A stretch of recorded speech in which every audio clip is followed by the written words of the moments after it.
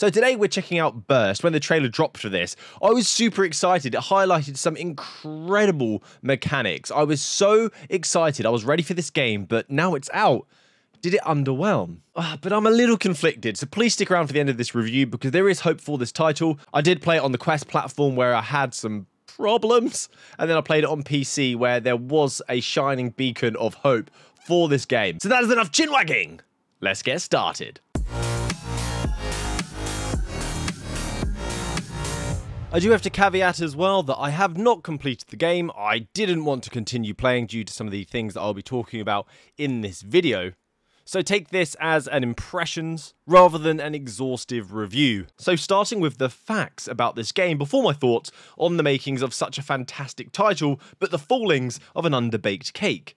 The Burst is $30 or around £23 from Go Rapid Studios, and the game is available as a PCVR experience, not just exclusive to the Quest. On Steam, you can actually play a demo for free for yourself today. It is a story-driven title with gunplay and parkour traversal set in a dystopian future that has a Furiosa or Mad Max vibe to it. So the initial trailer of this game that released over a year ago was worthy of standing up upon your feet, holding your hands in the air or on your head with excitement. It looked like such an intense VR experience with a large amount of mechanics that seemed to be unrivaled by most VR games. The showcase was clearly a PC VR experience, so I had to take it with a pinch of salt, but last month, the Quest trailer dropped, and well, it looked a bit like this.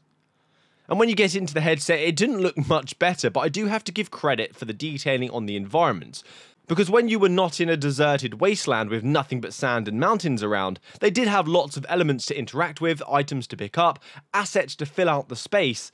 So it didn't feel empty, it just didn't look very great. But unfortunately it had ashiness and low detailed textures where that would have been more forgiving. The game on Quest was also riddled with small glitches, such as interactive panels not appearing when I approached them or I moved away, falling through the floor for half a second, jitteriness when climbing up ledges, no sound effects where you would expect them to be. These were lots of small things, nothing major bugged out that stopped me playing the game, but these small issues happened frequently. This was a pre-release version of the title, so be aware updates may fix these problems, and then you might have a smoother experience.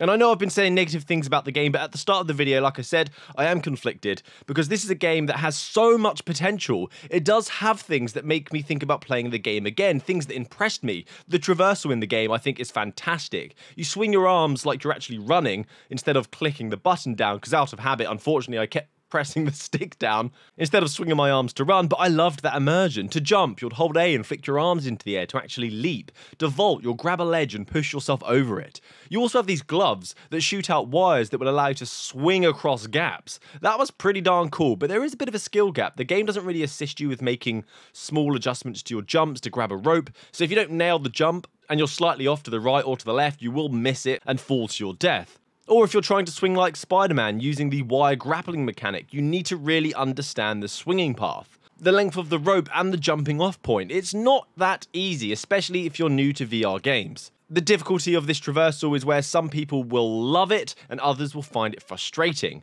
But as this is such a core mechanic of the game, being able to flow and engage in combat whilst parkouring, the fact that some of the audience is going to be a little frustrated with this is a bit of a negative. The gloves that shoots out wires is not just a traversal mechanic either. You can use it to pull enemies' weapons off them, pull things in the environment to cause damage, pull explosive barrels to shoot and explode them. A really fantastic idea. A little play on the gravity gloves from Half-Life Alyx, adding another layer of complexity to the combat. There are also many weapons in the game. You can pick them up off the dead, which is pretty cool. Put them on your back, where you can have two on your shoulders, and then you have an unlimited ammo pistol on the side of your left hip. And I love that you can find weapon attachments around and place them on your gun, just like in Zero Caliber. Like getting a dot sight for my pistol was such a satisfying add-on. But the gun sounds on Quest and the haptics were not boomy enough, not powerful enough to feel impactful and engaging, sadly. But that is something that can be adjusted on Quest. But sadly, it just meant that with the way the visuals looked and the way that this felt, the combat on Quest felt very hollow. And then it got to the point where I was playing in 30-degree heat. I was sweating my absolute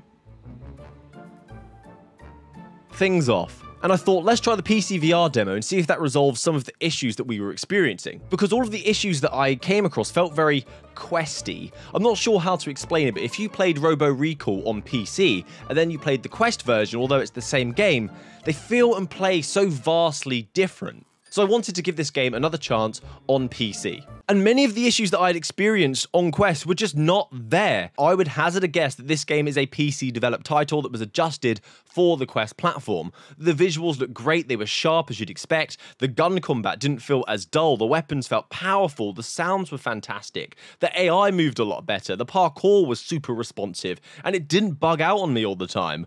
All the things I liked about the game came alive in the PC version. I felt more fluid in my movements, I was able to grab ledges, leap and grab ropes, use the wires to pull things, I was able to grab them. Everything felt fluid, it was night and day.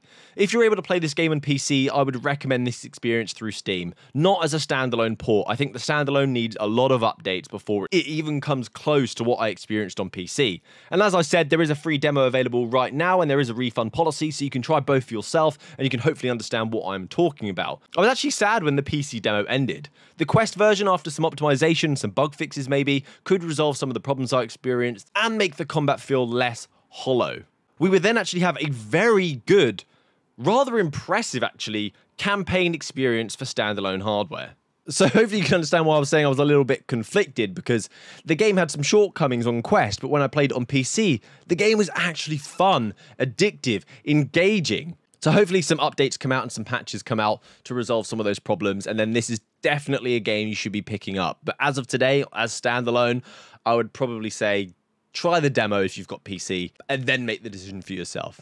So that's it from me today, guys. Thank you so much for watching to the end of the video. Please consider subscribing and joining me for next time. Have a great week. Happy gaming.